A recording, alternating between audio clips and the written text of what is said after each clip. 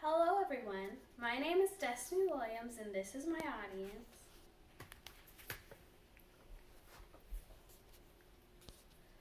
How many of you have ever received a vaccination?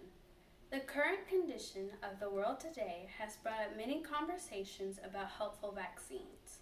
However, there are still many debates surrounding the validity of vaccinations. Many parents fear that vaccines are the underlying cause of several disorders and diseases such as autism, while others believe that vaccines are helpful preventative measures. The question that remains is how should vaccine laws properly be regulated?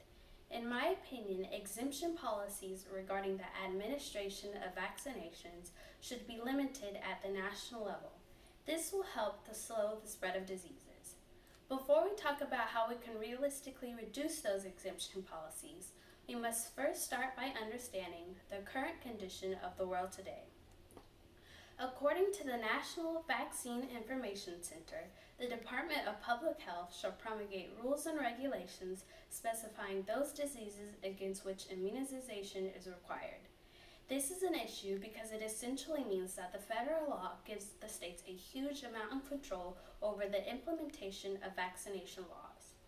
According to the CDC, all 50 states do in fact have mandatory vaccination laws regarding a set list of childhood diseases. However, partly due to the freedom that states are given, at least 17 of those states have exemption policies that allows parents to withhold giving their children vaccinations based on religious grounds. Now, respecting religious beliefs is important. However, these policies do not stop there. They extend to cover any personal, moral, or philosophical belief regarding vaccination. This means that anyone can refuse a vaccination at any time, because they personally do not believe that it is helpful. These types of policies have even led to an increased number of disease outbreaks. In fact, research has shown that states that take on these types of policies tend to cluster geographically, and they have been proven to be more at risk for disease outbreaks. So, the question to be answered is how can we realistically reduce these non-medical exemption policies? The complete elimination of exemption policies altogether is an option. However, a problem arises when questioning whether or not it is morally just to completely eliminate people's rights to decide about their own health. More often than not, majority consensus is that it is not ethical. Therefore, my call to action is that we strengthen the rigor of the exemption application process. Research suggests that it is actually easier to apply for exemption than it is to fulfill childhood vaccination requirements. Therefore, in order to fix this problem, I propose that applicants simply provide some sort of documentation that could validify their exemption request. This documentation would have to meet a set list of requirements, such as underlying medical conditions or religious beliefs, that could prevent an individual from receiving a vaccination.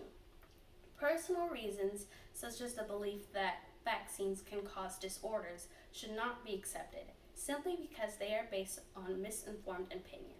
On that note, it is extremely important that applicants are also informed about the dangers and benefits of vaccinations. In recent years, it has become increasingly clear that the general public remains largely unaware of the capabilities of vaccinations.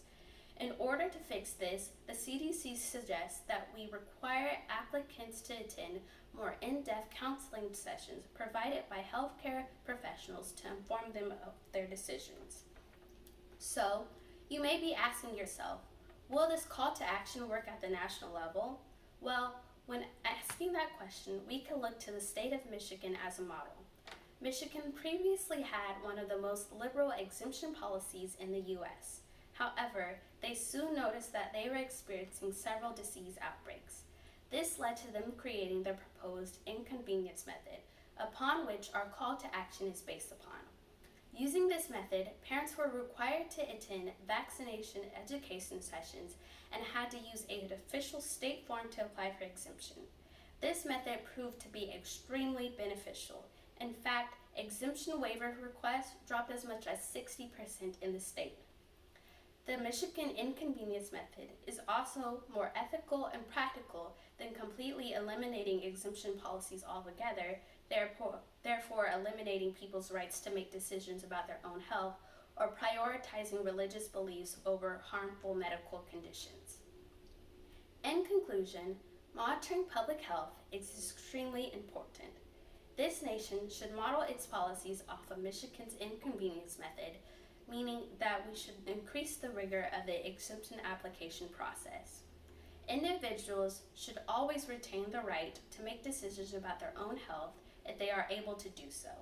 This is why it is also important to have vaccination education sessions, because they need to be provided with the correct information in order to make decisions about their health.